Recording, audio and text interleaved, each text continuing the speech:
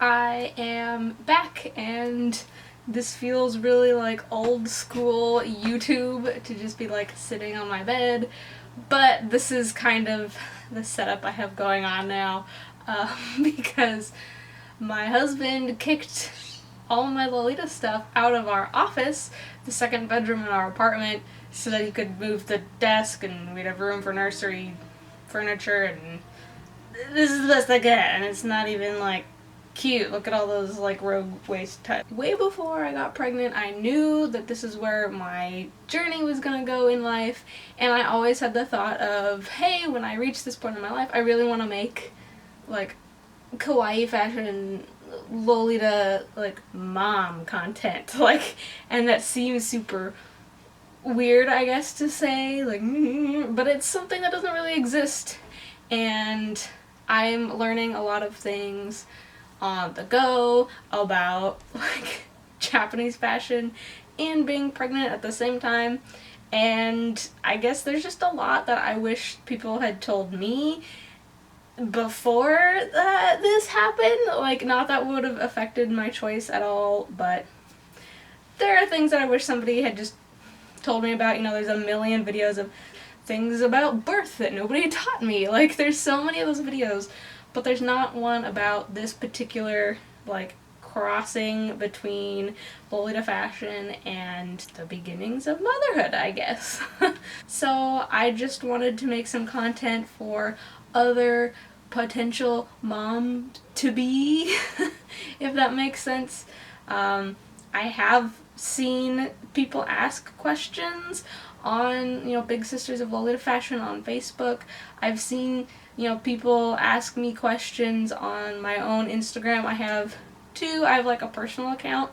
If you're not following that, it's Dreaming Vanilla. It's linked to my actual one anyways, but that's where I put all of my more personal and more like mommy account stuff. This is something that is not just me. It feels really good to know it's not just me that wishes that there was more information out there. There are a few things that I wish I knew before getting pregnant as a Lolita. And to start it all off, at the time of filming this, I am 29 weeks pregnant. I am a week into my third trimester. Since the very beginning of my pregnancy, I was taking notes and writing down a list of things that I wish I knew beforehand, and I came up with 4 things that I wish I knew. But the first thing is that empire waist dresses are not a holy grail. I was so excited. I was like, this is gonna be great, this is gonna be easy. I have so many, you know, empire waist dresses, you know, because we all know that, you know, as your baby bump grows, you need empire waist things. Yeah, that didn't work, because it's not just your belly that grows. Your boobs will grow, your arms will grow, you will lose your waist, like, no matter what you do. Your rib cage will expand, you know, all these things will grow, and you just won't fit your dresses anymore. Like, if you are very petite and thin and you have, in my opinion, the luxury of a very small chest, you might run into less of these problems. I guess I just didn't really realize how close I was to maxing out my unshirred dresses, I guess. So even 2 months in, I couldn't fit most of my dresses anymore.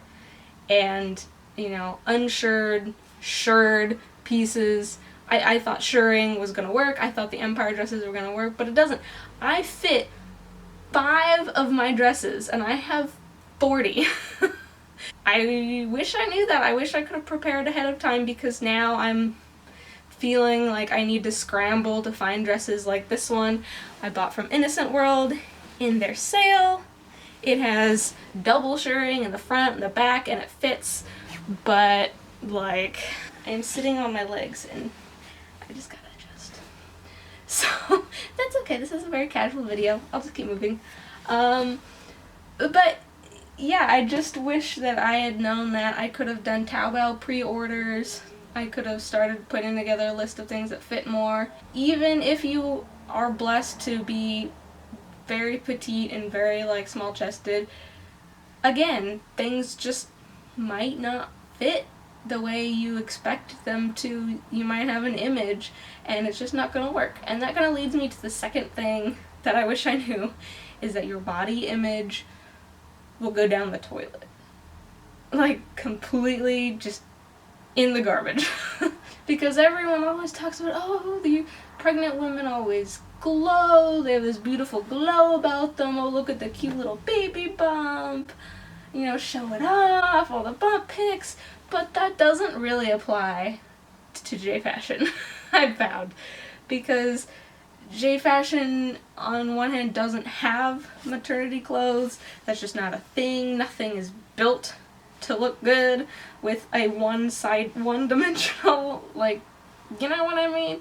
Like, I bought this dress, and it technically goes up to 108 centimeters, which I need now, but just because it fits doesn't mean it looks good with my new body shape.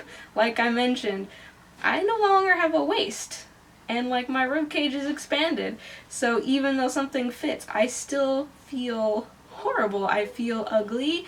I feel just disproportionate. You know, body dysmorphia is a really real thing. I don't think people talk about that enough when it comes to pregnancy, for whatever reason. It's so hard to get comfortable now, and I'm just a complete walrus. That all being said, I am not feeling sorry for myself right now. I'm not looking for a pity party, but, you know, I wish somebody had told me that I was gonna hate how my body looked. I was gonna just feel like some strange, overstuffed sausage in my clothes that mean so much to me and my identity and my creativity, that I don't look how I used to look. You know, things don't fit in the weirdest of places. You know, stuff like that. Like, I can't wear over the knee socks anymore because my legs are so swollen they just don't fit.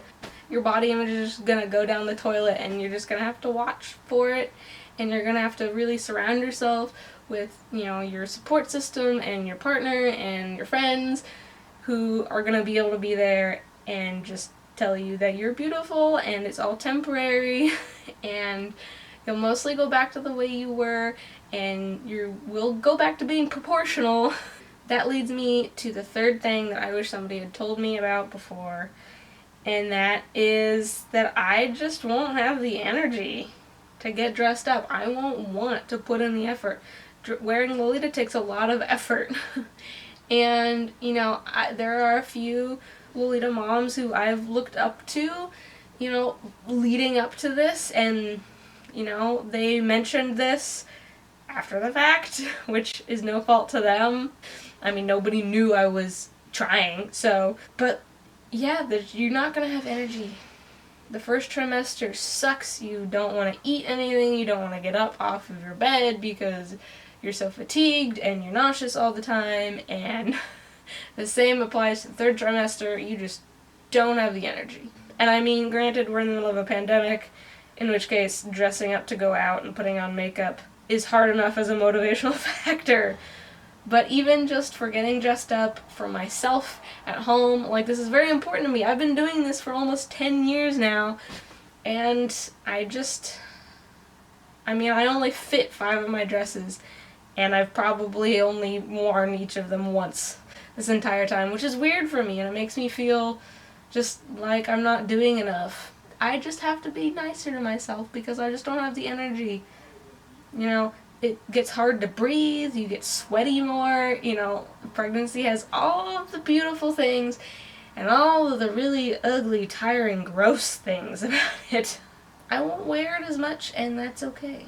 And that leads me to the fourth and final thing that I wish somebody had told me, is that, you know, there's a lot more of us out there than you think. There's a lot more Lolitas who are parents, and a lot more people in the J-Fashion and alternative fashion community who have kids or who are expecting to have kids than you would realize. Like, I've connected with so many more Lolita moms, and it feels so good to be like, hey, I'm not the only one crazy enough to do this. And I wish somebody had told me that beforehand, because it's a wonderful, wonderful feeling to know that there are a lot of Lolita moms out there who are going through the exact same thing, and often at the exact same time as you are, it's really cool because, you know, the Japanese fashion community as a whole is not super kid friendly, baby friendly, if that makes sense. It's not a demographic of people who are gonna all take the same life path. I don't know why I'm making this video. I thought I would just talk to you, but I don't claim to be an expert. I've never done this before.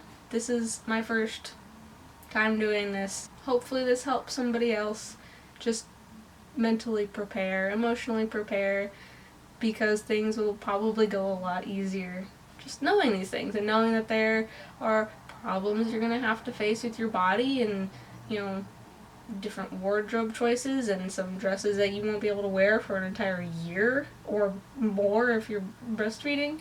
You know, that there's a lot of friends to be made. And there's a whole other community out there that's a little bit more hidden, but it's out there. I just have to keep telling myself, and you should keep telling yourself that too. If you're going through the same thing that I am, it's gonna be fine. It's gonna be great. There's a reason that we chose to do this. And there's a reason why we dress the way we do and just hang in there. Okay? And I will see you next time.